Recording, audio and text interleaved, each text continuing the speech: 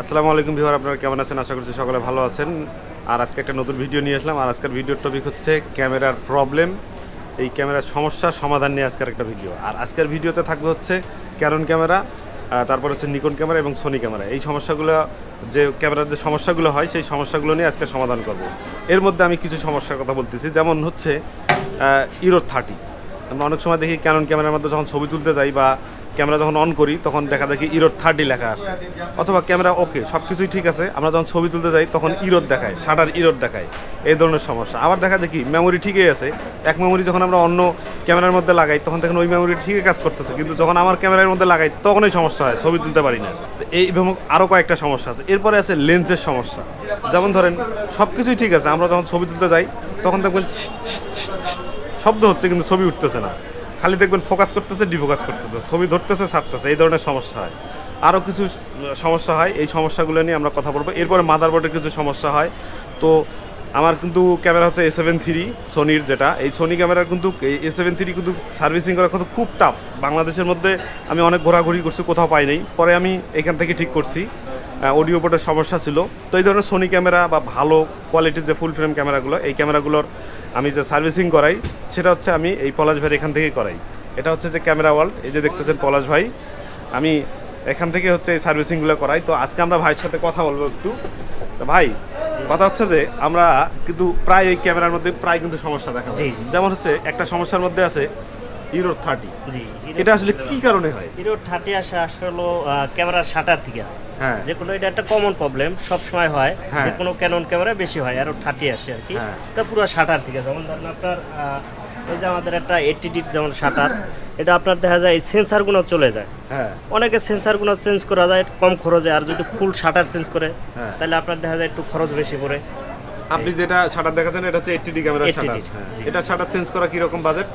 যদি আপনি 80Dর shutter change করেন তাহলে 5000 টাকা লাগে। 5000 টাকা লাগে। তবে মূলত শাটার কিন্তু চেঞ্জ করা লাগে না, হ্যাঁ, ভিতরে সেন্সরগুলো হয় আর কি। সেন্সর সার্ভিসিং করলে হয়, তখন একটু কিন্তু কমের মধ্যে হয়ে যায়। কমের ভিতরে, যেমন সেন্সর চেঞ্জ করলে অর্ধেক খরচ হয়ে যায়। হ্যাঁ, তখন দেখা যায় কি যে অল্প খরচের মধ্যে হয়।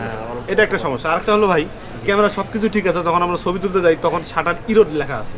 Shutter error, error shutter error ওই যে আপনার যেমন ধরেন এরো 30 আসে আপনার শাটার থেকে, তারপর ওই যে মেমোরি কার্ড লক আসে, ওটা আপনার মেমোরি পিন খারাপ হয় ভিতরে। পিন খারাপ। আবার মেমোরির জন্য সমস্যা হয়, ভাবে যে মেমোরি চেঞ্জ করে, কিন্তু মেমোরি চেঞ্জ করলে হয় না, ভিতরে পিন ভেঙে যায় আর কি। পিন ভেঙে যায়, হ্যাঁ, হ্যাঁ, লকের পিন ভেঙে কারণ যায়। আমাদের যে মেমোরি যে আছে এই মেমোরির মধ্যে কিন্তু পিন থাকে, কয়েকটা পিন থাকে। এই পিনগুলো কিন্তু ক্যামেরার ভিতরে যে পিন আছে সেই পিনের সঙ্গে অ্যাডজাস্ট হয়। যেমন আমি এখানে দেখাচ্ছি, যেমন একটা লেন্স আছে, এই লেন্সের মধ্যে দেখেন কিছু পিন আছে, এই পিনগুলো কিন্তু ক্যামেরার পিনের সঙ্গে অ্যাডজাস্ট হবে। এই যে আপনি দেখতে পারেন হয়তো এটা হ্যাঁ, একটা এই যে। Memory box. এই যে আপনার এটা বিভিন্ন কাজ করে, এই পিনগুলো লকের থাকে, তারপরে ইরোর আসে। হ্যাঁ। এই পিন যে কোনো লকের পিন থাকে, লকের পিন ভাঙলে আপনার লক আসবে, আবার ইরোরের পিন ভাঙলে ইরোর আসবে। তখন ওই মেমোরিটা দেখা যায় যত হ্যাঁ, memory ভালো box, হ্যাঁ। ভালো থাকার পরেও হ্যাঁ, আমরা যদি এখানে লাগানোর পর এই সমস্যাটা হ্যাঁ, আসে। এই সমস্যা। এই সমস্যার সমাধান কিভাবে করা যায়? এটা আপনার কতক্ষণ দেখা যায়- করতে লাগে সময়? মিনিমাম দেখা যায় আপনার ক্যানন ক্যামেরাগুলো কমন প্রবলেম হয়, যেমন আপনার চিপগুলো লাগায়। হ্যাঁ। চিপগুলো লাগালে আর কি ভাঙে বেশি আর কি। হ্যাঁ, তা ভাঙার কারণে এটা মিনিমাম আপনারা 1 ঘন্টা সময় নিয়ে আসলে হবে। বুঝতে পারছি। পুরো বক্সগুলো চেঞ্জ করে দেই। হ্যাঁ, হ্যাঁ, পুরো বক্সগুলো চেঞ্জ করলে, যেমন ক্যানন কিছু মডেল আছে আপনার 750, 200D, 200D Mark II, এগুলো আপনার 1500 টাকার মতো নেই আর কি আমরা এটা চেঞ্জ ঠিক করা। করা? হ্যাঁ, ও। ফুল চেঞ্জ করে দেই বক্সটা। এখানে ভাই আরেকটা গুরুত্বপূর্ণ কথা বলতেন, সেটা হচ্ছে যে আমাদের যে ফোনের যে মেমোরিগুলো আছে সেই মেমোরিগুলো কিন্তু খুব ছোট। হ্যাঁ, এই মেমোরিগুলোর মধ্যে কিন্তু আরেকটা চিপস পাওয়া যায় যেটা বড়। এই ছোট মেমোরিটা এই বড় চিপসের মধ্যে লাগানোর পর আমরা ক্যামেরায় লাগাই, এই ক্যামেরা লাগানোর পরে কিন্তু এই সমস্যাটা হয়। তাই না? আপনি যেটা বললেন। জি, জি। তো এই কাজটা কিন্তু কখনোই করবেন না আপনারা। একটু খরচ বেশি হোক, আপনার বড় যে মেমোরিটা আছে সেই মেমোরিটাই ব্যবহার করবেন, ছোট মেমোরি ব্যবহার করবেন না। আর ছোট মেমোরি ব্যবহার করা কিন্তু ঠিক না। যেটা ফোনের জন্য তৈরি করছে সেটা ফোনেই ব্যবহার করবেন, সেটা ক্যামেরায় ব্যবহার করবেন না। এই জন্য ওই ব্যবহার করলে এই সমস্যাটা হয়। আর এই সমস্যা যদি অলরেডি আপনার হয়েও থাকে তাহলে আপনি এটা এখানে সমাধান করতে পারবেন। এটা যদি যেমন ক্যাননের ক্যামেরা বললো যেটা 1500 টাকার মধ্যে ঠিক হয়, আর এটা যদি আপনি ঢাকার আশেপাশে থাকেন তাহলে মনে হয় এটা ঠিক করতে 1 ঘন্টার মতো লাগবে না? 1 ঘন্টা, আমার কাছে আসলে 1 ঘন্টার ভিতরে 1 ঘন্টার মধ্যে হয়ে যাবে। তার আর যদি আপনি ঢাকার বাইরে থাকেন তাহলে আপনার কুরিয়ারে পাঠাইতে হবে। আমি কুরিয়ারের ব্যাপারটা একটু পরে কথা বলতেছি। এরপর আরও কিছু সমস্যা, যেমন ধরেন আমরা ছবি তুলতে যাই, ছবি ওঠে না। এই যে আপনার লেন্সের মধ্যে ফোকাস ডিফোকাস কিন্তু ক্লিক কাজ করে না, কারণ অটো ফোকাসটা যদি 100% না হয়, যদি অটো ফোকাস আপনি চালু রাখেন তাহলে কিন্তু অটো ফোকাসটা যদি ওই সামনের যে সাবজেক্টটা আছে সেই সাবজেক্টকে যদি সে 100% ফোকাস করতে না পারে যদি 90% বা 99%ও ফোকাস করে তাহলে কিন্তু শাটার বাটনের কাজ করবে না। আপনি যতই চাপ দেন ছবি কিন্তু উঠবে না, 100% হবে তারপর ছবি উঠবে। যার কারণে কিন্তু দেখা যায় একবার ফোকাস ধরতেছে, একবার ফোকাস ছাড়তেছে, এই আপ ডাউন করতেছে কিন্তু ছবি উঠতেছে না। এই সমস্যাটা কিন্তু প্রায় সময় দেখা যায় কি এটা লেন্সের মধ্যে হয়। এই সমস্যাটা আপনি বুঝবেন কীভাবে? বোঝার জন্য প্রথমে আপনি হচ্ছে ক্যামেরা থেকে বডি থেকে আপনার লেন্সটাকে খুলবেন, খুলি শুধুমাত্র বডিতে আপনি আগে ক্লিক করে দেখবেন যে যদি ছবি ওঠে, তারপর লেন্স লাগার পরে যদি এই সমস্যাটা হয় তাহলে বুঝতে হবে আপনার এটা লেন্সের সমস্যা। আর এই সমস্যা থেকে সমাধান পাওয়ার জন্য আমাদের পলাশ ভাইয়ের কাছে আসতে হবে। ভাই এটা কিভাবে সমস্যা, এটা কিসের সমস্যা? হ্যাঁ, এটা বেশিরভাগই আপনার যেমন এটা একটা 2470 যে কোনো লেন্সের কমন সমস্যা। এটা আপনার এরর অন আসে, তারপর আপনার ছবি ওঠে না, চাপ দিলে এরর অন আসে। এটা বেশিরভাগই আপনার কমন প্রবলেম। এটা আপনার রিবন চলে যায়, অ্যাপারচার রিবন। ওই রিবনটা গেলেই দেখা যায় আপনার অ্যাপারচারগুলো দেখা যায় অনেক সময় হা করে থাকে। তখন যদি থাকে তখন আপনার ক্লিক করলে তখন আপনার ছবি উঠবো না। কিন্তু মূল কারণ হচ্ছে আপনার রেবন যাই হোক, মানে বেশিরভাগই রেবন যায়। রেবনের জন্য ছবি উঠবো না, তারপর আপনার এরর অন আসবে, শব্দ হবে একটা, রেবনের জন্যই। তার মানে বেশ কয়েকটা সমস্যা হবে। একটা হচ্ছে যে আপনার ওই ইরোর লেখা আসবে, তারপর হচ্ছে ঠিকমতো ফোকাস করবে না, মানে আপ ডাউন করবে, বেশ কয়েকটা সমস্যা এই জন্য কিন্তু রেবন। আর বেশিরভাগ হচ্ছে লেন্সের মধ্যে প্রথম যে সমস্যাটা হয় সেটা কিন্তু রেবনের সমস্যা হয়। ভাই ফাঙ্গাস পড়াটা এটা কি? এটা ফাঙ্গাসটা আপনার প্রতিটা লেন্সে পড়বে। দেখা যায় আপনার লেন্স দেখা যায় ফালাই রাখলে বেশি, বা ঠান্ডার ভিতরে রাখলে আর কি ফাঙ্গাসটা বেশি পড়ে। তো ওটি সমাধান আছে, আমরা আসলে পরিষ্কার করে দেই যে কোনো লেন্স। কিন্তু আপনারা এটি রৌদ্রে রাখলে, যে কোনো গরম জায়গায় রাখলে আর কি ফাঙ্গাসটা কম পড়বে। হ্যাঁ, আর বেশি ঠান্ডা যেমন এসি আছে, এসির ভিতরে রাখলে 1 সপ্তাহের ভিতরে ফাঙ্গাস পড়ে যাবে। 1 সপ্তাহের ভিতরে ফাঙ্গাস পড়ে যাবে। তো আপনার দেখা যায় যেটুক সাবধানে রাখা যায় আর কি। তবে আমরা সব লেন্সই পরিষ্কার করি। যেমন আপনার বেশিরভাগই আপনার এসির ভিতরে রাখলে তাড়াতাড়ি ফাঙ্গাসটা পড়ে। আর আরেকটা বিষয় হচ্ছে সেটা হচ্ছে যে ফাঙ্গাস তো পরে যখন অলরেডি পড়ে গেছে তখন তো আপনার কাছে পলাশ ভাইয়ের কাছে আসতে হবে, কিন্তু ফাঙ্গাস যাতে না পড়ে এই জন্য একটা ব্যবস্থা করবেন। সেটা হচ্ছে যে সিলিকা জেল আছে, এটা কিনতে পাওয়া যায়। এটা কেজি মনে হয় 300-400 টাকা বা 500 টাকা মানে কেজি হবে। একটা ছোটো পটের মধ্যে এই সিলিকা জেলের মধ্যে যদি আপনি রাখেন তাহলে কিন্তু আপনার লেন্সটা সেই সমস্যাটা হবে না। কারণ ভাই বলছে এসির কথা, আপনি সিলিকা জেলের মধ্যে রাখবেন তখন কিন্তু ওইখানে আর এসির মতো থাকবে না।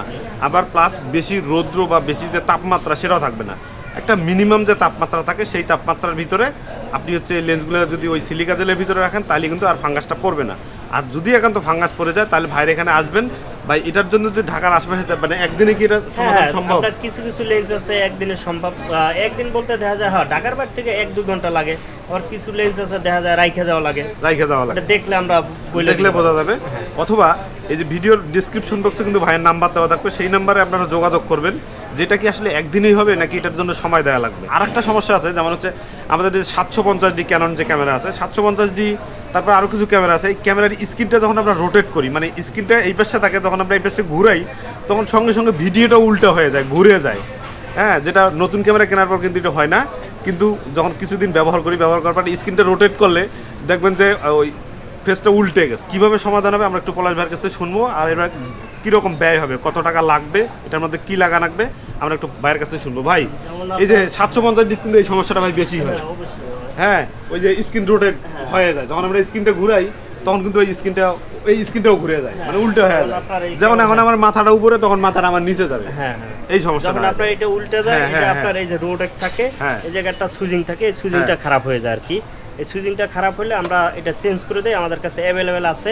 যেমন ধরুন ছোট একটা জিনিস, অথচ এটা নিয়ে কি একটা ঝামেলা, এটা নিয়ে অনেক ঝামেলা। আমরা আসলে এটা বেশি সময় লাগে না, আধা ঘন্টা কি 20 মিনিট লাগে। আমরা এই সুইজিংটা লাগাই দিলে ওটা আপনার সমাধান হয়ে যায়। এছাড়া কিন্তু সমাধান করার কোনো উপায় নাই। আপনারা ক্যামেরা যদি রিসেট দেন তাও কিন্তু কোনো কাজ হবে না, কারণ ক্যামেরা এই ধরনের কোনো অপশন নাই স্ক্রিন রোটেট করার জন্য। এটা ওই যে সেন্সরটা আছে, ওই সেন্সরটা সমস্যা হয়, যেটা কি সেন্সরটা কি ভেঙে যায়। হ্যাঁ, ভেঙে যায়। ওটা ওই আপনার মুরাইতে আপনার এই রোটেট করতে ওটা ভেঙে যায়। ওটা যখন বেশি দিন হয়ে যায়, ফাংশন গার্ডে আসলে এটা ফাংশনে না, এটা আপনার ওই রোটেটের সুইজিংটা থাকে, ওটা ভেঙে যায়, তখন আপনার এটা। অনেকে আছে একবার ক্যামেরা দেখা যায় ওই রিসেট দিছে, ক্যামেরা ফার্মওয়্যার আপডেট করছে, করার পরও ঠিক হইতেছে না, কিন্তু আসলে ওটা ঠিক হবে না। কারণ ওটার জন্য হার্ডওয়্যারের প্রবলেম, মানে ওই পার্টসটা আপনাকে চেঞ্জ করতে হবে। চেঞ্জ করলে তাহলে ঠিক হবে। ভাই এটা যে এটা এই যে যেমন 750D, জি জি, এটা 750Dর মধ্যে কিন্তু বেশি হয়। হ্যাঁ বেশি হয় এটা। এটা ঠিক করতে আধা ঘন্টা লাগে। আর ব্যয় কিরকম, মানে এটা কিরকম বেশি একটা খরচ না, আমরা এটা চেঞ্জ করে আপনার 500 থেকে 600 টাকার ভিতর নেই, 500 টাকার মধ্যে হ্যাঁ, হয়ে এর যায়। ভিতর হয়ে আচ্ছা, এটা মানে অল্প বাজেটে হয়ে যায়, এটা করে নেবেন। আমি সব কিছু, আর সবচেয়ে বড় সমস্যা সেটা হচ্ছে মাদারবোর্ডের সমস্যা। মাদারবোর্ডের মধ্যে আবার দুইটা সমস্যা, একটা মাদারবোর্ডের পাওয়ার বোর্ডটা চলে যায়, আর একটা হচ্ছে মাদারবোর্ডটাই চলে যায়। এইটা আসলে বোঝা যায় না, দেখা যায় ক্যামেরা আপনার অন হচ্ছে না, ক্যামেরা অন হচ্ছে না। এই সমস্যায় আপনি যদি ভাইয়ের কাছে নিয়ে আসেন, ভাই দেখলো কি যে মাদারবোর্ড ঠিকই আছে কিন্তু পাওয়ার বোর্ডটা গেছে, তখন দেখা যায় অল্প বাজেটে হয়ে যায়। যেমন এর আগে আমি একটা নিকন ঠিক করছিলাম, ওটা মানে 2500 টাকা দিয়ে কি 2600 টাকা দিয়ে আমি ঠিক করে নিয়েছিলাম, যেটা মাদারবোর্ড কিন্তু ঠিকই ছিল, কিন্তু শুধু পাওয়ার বোর্ডটা কেটে গেছিলো। যার কারণে এটা ক্যামেরা না খোলা পর্যন্ত আপনার ক্যামেরার বডিটা দেখে এটা বলা সম্ভব না। যার কারণে এই সমস্যাটার জন্য ভাইয়ের কাছে আসতে হবে। যদি পাওয়ার বোর্ডটা কেটে যায় তাহলে পাওয়ার বোর্ডের জন্য কীরকম বাজেট পড়ে? এক মডেলের আপনার যেমন ধরেন ক্যানন মডেল আলাদা, যেমন আপনার ক্যানন 7D যদি আপনার পাওয়ার বোর্ড যায় তাহলে আমরা 5,500 টাকা নেই, ওটা একটু প্রাইস বেশি। নিকনের যে পাওয়ার বোর্ডগুলো ওগুলো একটু দাম কম, ওগুলো দাম কম। হ্যাঁ, ক্যানন একটু পাওয়ার বোর্ডগুলোর দাম বেশি থাকে। এই পাওয়ার বোর্ডটা ঠিক আছে কিন্তু মাদারবোর্ডটা কেটে গেছে। হ্যাঁ, মাদারবোর্ডটাও হ্যাঁ আমাদের কাছে সব পার্টসই আছে, আমরা সরাসরি চায়নার থেকে আনি। আর এখন এখানে কিছু দেখতেছেন, কিছু ডিসপ্লে আছে, যেমন হচ্ছে 700D, 750D, 800D, 200D Mark II, 200D, 6D, 6D Mark II, তারপর 5D Mark IV, 5D Mark III। এখানে অনেক ডিসপ্লে দেখতে পাচ্ছেন। এই যে ডিসপ্লেগুলো, এই ডিসপ্লেগুলো কিন্তু এই বিভিন্ন ক্যামেরার জন্য বিভিন্ন দাম থাকে। যেমন হচ্ছে আমরা বেসিক্যালি যে ক্যামেরাগুলো বেশি, যেমন হচ্ছে 700D camera, 750D, 200D, 200D Mark II, 800D, হ্যাঁ, তারপর হচ্ছে 80D ক্যামেরা।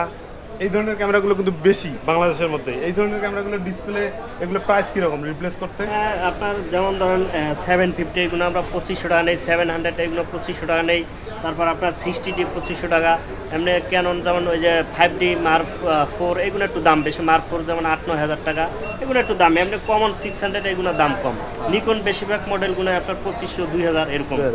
ওই 3 সিরিজের ক্যামেরাগুলো আমি বললাম 3 সিরিজের, মানে 700, তিনটা সংখ্যা থাকে না, 3 সংখ্যা, যেমন 700D, 750D, 800D, 200D Mark II, এগুলো কিন্তু 3 সংখ্যার ক্যামেরা। এগুলো যদি ডিসপ্লে আপনি চেঞ্জ করেন তাহলে 2500 টাকা। আর ধরেন হচ্ছে 5D একটা সংখ্যা, হ্যাঁ 5D, এই ধরনের ক্যামেরাগুলো কিন্তু একটু প্রাইস বেশি হয় ভাই। 5D Mark III বা Mark IV ডিসপ্লের প্রাইস কীরকম? Mark III যেমন আপনার 5,500 টাকার মতন, Mark IV হচ্ছে আপনার 8,000 টাকার মতন। 8,000 টাকা, হ্যাঁ, এটা একটু দাম বেশি। এরপরে হচ্ছে নিকনেরও কিছু ডিসপ্লে আছে। হ্যাঁ, নিকনের আছে, হ্যাঁ নিকনেরও আছে, যেমন এইগুলো একটু 7220। দেখেন এখানে অনেক ডিসপ্লে দেখা যাচ্ছে, এটা দেখতে পাচ্ছেন। এরপরে হচ্ছে আমরা এগুলো হচ্ছে ক্যামেরার আপনার এই যে রাবার গুনা, ক্যামেরার সাইড রাবার, তারপর আপনার যেমন ধরেন এই যে লেন্সের যে এই ইয়াগুনা আর কি, আপনার ওই যে রিং গুনা বডিতে যে লাগে, সব ধরনের লেন্সের রিং পাওয়া যাবে আমাদের কাছে, সবগুলো আছে। তারপর আপনার এই যে গ্রিপ, ক্যামেরার সাইড গ্রিপ গুনা সবই পাওয়া যাবে। এগুলো গ্রিপগুলো যদি কোনো সময় Canon 750, গ্রিপগুলো যদি কোনো সময় সমস্যা হয়ে যায় তাহলে এগুলো আপনার এখান থেকে নিতে পারবেন। এগুলো প্রাইস কীরকম? আপনার যেমন নিকন 750 এগুলো আপনার 2500 টাকার মতন। আবার আপনার 200D Mark II, 200D এগুলো 2500 টাকা। নিকনের দাম কম, নিকনগুলো 1000 খানিক টাকা। 1000 টাকা। ক্যাননের একটু দাম বেশি। হ্যাঁ, ক্যাননের একটু দাম। আর আমাদের এখানে ক্যাননের ক্যামেরাই বেশি। জি।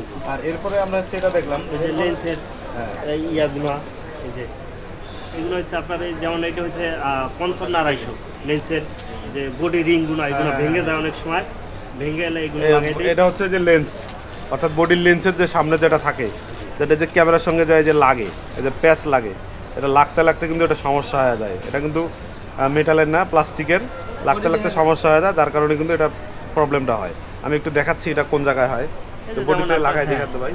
এই যে যেমন যে কোনো লেন্স, এই যে বডিতে যে লাগে এই রিংগুলো, এই যে এগুলো হচ্ছে এগুলো যদি সমস্যা হয় তাহলে এগুলো নিতে হবে। এগুলো প্রাইস কীরকম ভাই? এগুলো প্রাইস আপনার যেমন 55-250-1500 টাকা, আবার আপনার 18-55-1000 টাকা, প্রাইস এরকম। কিন্তু 1800, 1500, 1000, 2000 এগুলোর ভিতরে এর বেশি না এগুলো। নিকনগুলো আর একটু দাম কম, যেমন 1805 গুণা এগুলো আপনার বেশি যায়। 1840 ভিআর, 1840 যায় না, 1805 যেগুলো ওগুলো বেশি যায়। ওটা আপনার দেখা যায় ওটা 800 টাকার মতন নেই। এরপর হচ্ছে আমরা আরো কিছু দেখবো। ক্যামেরার সাইড রাবার, এগুলো ক্যামেরা সাইড রাবার যদি নষ্ট হয় এখানে নিতে পারেন। এরপরে হচ্ছে এই যে নিচে ব্যাটারি যে আছে, এই ব্যাটারি লাগার যে ক্যাপগুলো। নিচের ক্যাপটা, হ্যাঁ ক্যাপটা, এই ক্যাপটা অনেক সময় এই যে নিচে যে আমরা ব্যাটারি লাগাই, এই ক্যাপটাও কিন্তু এখানে পাবেন, যে কোনো মডেলের এখান থেকে পাওয়া যায়। আর এগুলো মডেলের কিন্তু পাওয়ার জন্য আপনাকে এই আসতে হবে না, এগুলো যদি আপনি যে কোনো থাকেন খালি ক্যামেরার মডেলের কথা বলবেন, আপনার কুরিয়ার করে এগুলো পাঠাই দিবেন। মানে এগুলো ক্যামেরার সার্ভিসিং এর যে অ্যাক্সেসরিজগুলো আছে সেগুলো আমি আপনাদেরকে দেখাচ্ছি। যেমন ধরেন আমাদের জায়গা কম, তো এই জন্য আর কি ওয়ার্ডরোব বানাইছি, সাজায় রাখা যায় না, জায়গা কমের জন্য এই বিভিন্ন রেবন আছে। তারপর আপনার মেমোরি বক্স, ওই যে বললাম মেমোরি চেম্বার, এই যে মেমোরির কথা বললাম যে কিছুক্ষণ আগে, যে মেমোরির যে ক্যামেরার ভিতরে যে মেমোরির যে সিস্টেমটা থাকে, এটার যে সমস্যা হয়, এই রেবনগুলো হচ্ছে লেন্সের কিছু রেবন আছে, ক্যামেরার কিছু রেবন আছে, বিভিন্ন মানে এই সমস্যাগুলোর জন্য আসলে বাইকে একটু ফোন দিবেন, কথা বলবেন যে কোনটা সমস্যা, তারপরে আপনি পাঠাই দিবেন, বাজেট কত এটা শুনে তারপরে পাঠাই দিবেন। এরপরে কিছু মাদারবোর্ড দেখাবো এখন আমি, সেটা হচ্ছে যে যেমন হচ্ছে ক্যাননের, যেমন 700D, 750D, 200D, 200D Mark II, 800D, এই ধরনের কিছু মাদারবোর্ড দেখাবো। এই যে মাদারবোর্ডগুলো দেখতে পারতেছেন, এটা মানে সম্ভবত ক্যানন 700D। এরপরে হচ্ছে এই যে আরো কিছু মাদারবোর্ড আছে, মানে এই ডয়ারে হচ্ছে সব কিছু হচ্ছে মাদারবোর্ড, দেখতে পারতেছেন সব মাদারবোর্ড, ভিতরে যা কিছু আছে যে দেখেন সব মাদারবোর্ড এখন বর্তমান সব স্টকে আছে। আপনাদের যাদের ক্যামেরার প্রবলেম আছে বা সমস্যা আছে, ভাইয়ের সাথে কথা বলবেন, ভাইয়ের সাথে কথা বলে আসবেন, আসলে তাহলে আপনার এই সমস্যাটা সমাধান হয়ে যাবে। আপনার দেখা যায় এটা বিভিন্ন মডেলের উপরে মাদারবোর্ডগুলোর দাম আসে, তো ওটা আপনার যে সময় নিয়ে আসবে মডেলের উপরে আমরা দামটা বলে দিই। এই কারণে হচ্ছে আপনার ক্যামেরাটা লাগবে, মানে ক্যামেরা ছাড়া হবে না, ক্যামেরা দেখতে হবে। আর এই ধরনের যে কাজগুলো আছে, এই ধরনের কাজে যদি আপনি আসেন অবশ্যই সময় করে কিন্তু নিয়ে আসতে হবে। বিশেষ করে ক্যামেরা যদি অন না হয়, আর ক্যামেরার যদি মাদারবোর্ড সমস্যা হয় অথবা পাওয়ার বোর্ডের সমস্যা হয়, তাহলে কিন্তু সময় দিতে হবে। আর এটা কিন্তু সবচেয়ে ব্যয়বহুল, যদি মাদারবোর্ড চেঞ্জ করা লাগে তাহলে কিন্তু মোটামুটি ক্যামেরার পরে অর্ধেক টাকারও বেশি লাগে। হ্যাঁ, অনেক সময় কিছু মডেল আছে অনেক টাকা লাগে। হ্যাঁ, মাদারবোর্ড কথাটা কিন্তু বুঝতে হবে, মানে এটা হচ্ছে মেন মাদারবোর্ড, মানে ক্যামেরার যা কিছু আছে তার মধ্যে কিন্তু মাদারবোর্ড মানে মেইন বোর্ড, আর একটা হচ্ছে সেন্সর। তার মধ্যে মাদারবোর্ড কিন্তু বিগ বাজেট। আপনার ক্যামেরার দাম যদি 50,000 টাকা হয়, দেখা যায় মাদারবোর্ডের দাম 20 থেকে 25,000 টাকা, ভাই তাই না? হ্যাঁ, এইরকম কিন্তু বাজেট লাগে যদি মাদারবোর্ডটা কেটে যায়। আর এই মাদারবোর্ডটা কাটতে গেলে যদি এত টাকা বাজেট লাগছে, তার মানে এটা 1-1.5 ঘন্টা সার্ভিসিং করা সম্ভব না। আর মাদারবোর্ডও সবসময় অ্যাভেলেবেল পাওয়া যায় না। মাদারবোর্ড ভাইয়ের কাছে এখন আছে, হয়তো 1 সপ্তাহ পর হয়তো নাও থাকতে পারে, এই জন্য সময় দিতে হবে। আরেকটা ব্যাপার হচ্ছে যে আপনি যদি ঢাকার বাইরে থাকেন, তাহলে নিশ্চিন্তায় কিন্তু কুরিয়ারে মালটা পাঠিয়ে দিতে পারেন। কিন্তু কুরিয়ারে যে মাল পাঠিয়ে দিবেন, আপনি পাঠা দেওয়ার পর থেকে আপনি যে ফোন দেওয়া হচ্ছে, ভাই আমার মাল কই। মাদারবোর্ডের সমস্যা হলে কিন্তু একটু সময় দিতে হবে। আর অন্য সমস্যা হলে কিন্তু সমস্যা মানে ওটা সময় দিতে হবে না। আপনি যদি আজকে কুরিয়ার সার্ভিসের বাংলাদেশের যে কোনো প্রান্ত থেকে কিন্তু আপনি কুরিয়ার সার্ভিসের মাল পাঠাইতে পারেন। আর যে ঠিকানায় মাল পাঠাবেন সেটা হচ্ছে, এটা কিন্তু ক্যামেরা ওয়ার্ল্ডে মাল পাঠাবেন। আর আমি এখান থেকে সব কিছু যত সার্ভিসিং লাগে আমি এখান থেকে ঠিক করি। বিশেষ করে সোনি ক্যামেরা, সোনি ক্যামেরা কিন্তু সবাই ঠিক করতে পারে না, আর সোনি ক্যামেরা কিন্তু সবাইকে দিবেনও না। কারণ আমি সোনি ক্যামেরা, আমার সমস্যা হয়েছিল, আমি এই সোনি ক্যামেরা নিয়ে বহুত দিন আমি ভুগছি এই কিন্তু সমস্যার সমাধান হয়নি। লাস্টে কিন্তু পলাশ ভাইয়ের কাছে আসিয়েও সমাধান হয়েছে, কিন্তু এর জন্য কিন্তু প্রচুর পরিমাণে আমাকে সময় দেওয়া লাগছে। কী জন্য সময় দেওয়া লাগছে আমি পরে বুঝছি যে আসলে কী জন্য সময়টা দেওয়া লাগছে। কারণ সময় দেওয়া লাগে এবং ধৈর্য ধরা লাগে, যার কারণে যেগুলো দামি ক্যামেরা এগুলোর জন্য একটু সময় দিবেন ভাইরে। আর নর্মাল যে সমস্যাগুলোর কথা বললাম, যেগুলো ভাই বললো যে আধা ঘন্টা 1 ঘন্টার মধ্যে সার্ভিসিং করে দেওয়া সম্ভব, এগুলো যদি আপনি এখন যদি আপনি কুরিয়ার সার্ভিসে মালটা পাঠায় দেন, তাহলে কালকে মালটা পৌঁছবে, ভাই রিসিভ করে হয়তো 1 দিন লাগবে ঠিক করতে, পরের দিন দিবে, এরপরে যাইতে আপনার কাছে 1 দিন লাগবে। টোটাল সময় লাগবে হচ্ছে 4 দিন। এই 4 দিন সময় নিয়ে দেবেন। আর আপনি যদি ঢাকার আশেপাশে থাকেন, যদি মনে করেন ঢাকার আশেপাশে আসি, ক্যামেরা যদি মাদারবোর্ডের সমস্যা হয়, তাহলে আপনার ঢাকায় আসতে হবে, আসিয়ে কোথাও একদিন থাকতে হবে আপনার। আপনি ঢাকায় আসলেন, সকালে আপনি রওনা দিলেন, ঢাকায় আপনি 12টার দিকে এসে পৌঁছাইলেন, ভাইয়ের কাছে ক্যামেরা নিয়ে আসলেন, সারাদিন ভাই চেষ্টা করলো সন্ধ্যা পর্যন্ত, ক্যামেরা ঠিক হলো না। এরপর সন্ধ্যার পর আপনার থাকার জায়গা নেই, আপনি এখন বাড়ি চলে যাবেন, তখনই কিন্তু একটা ঝামেলা হয়। বড় ধরনের সমস্যা একটু সময় নিয়ে আসবেন। আর ছোটো ধরনের সমস্যাগুলো যেগুলো আছে, এগুলো আপনি কুরিয়ারও পাঠিয়ে দিতে পারেন, কিন্তু সময় দিতে হবে। মানে প্রচুর, এর কারণে এই কাজগুলো খুব স্লোলি কাজ করতে হয়, খুব সূক্ষ্ম জিনিস, এগুলো দ্রুত কোনো কাজ করা যায় না, এগুলো আস্তে আস্তে কাজগুলো করতে হয়, এই জন্য একটু সময় দিতে হবে। যে সমস্যাগুলো আমি বললাম, এই সমস্যাগুলো কিন্তু বেশি সমস্যা হয়। এই সমস্যাগুলোর জন্য ভাইয়ের সঙ্গে আসবেন, ভাই কাজ করবেন, খুবই বিশ্বস্ত ভাই। হ্যাঁ, এবং আমার যত ক্যামেরা আছে আমি এই পর্যন্ত, বা আমার যে আশেপাশে যারা আছে, যারা আমাকে মেসেজ দেয় ক্যামেরা সার্ভিসিংয়ের ব্যাপারে, আমি কিন্তু ভাইয়ের এখানে পাঠাই। আর এখন পর্যন্ত কোনো ক্যামেরা কিন্তু ফেল হয়নি, যেভাবেই হোক সমাধান কিন্তু হয়েছে, 1 বার 2 বার 3 বার, তারপরে কিন্তু আমি ক্যামেরা এখান থেকে সমাধান করে নিয়ে গেছি। কিন্তু সময় দিতে হবে। তো আশা করি বুঝতে পারছেন। তো আজকের ভিডিওটি এই পর্যন্তই। আর এই ক্যামেরা সার্ভিসিং বিষয়ে যদি আরও কোনো আপনার সমস্যা থাকে অবশ্যই আমাকে কমেন্ট করে জানাবেন। সবাই ভালো থাকবেন, সুস্থ থাকবেন, আল্লাহ হাফেজ।